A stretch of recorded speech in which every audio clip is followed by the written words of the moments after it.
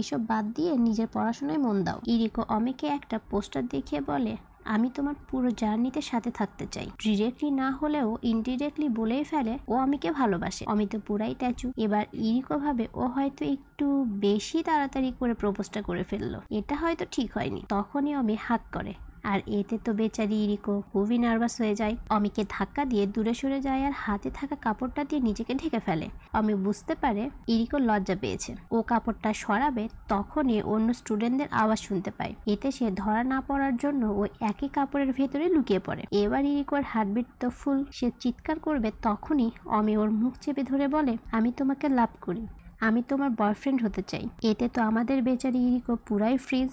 যেভাবেই হোক proposal accept করে ফেলে। দেরি কিন্তু করা যাবে না, নয়তো আবার টাইমস আপ হয়ে যেতে পারে। অমি খুশি হয়ে ইরিকোকে কিস করে ফেলে। পরে ক্যান্টিনে ইরিকো বসে শুধু অমিকেই ভেবে যাচ্ছে।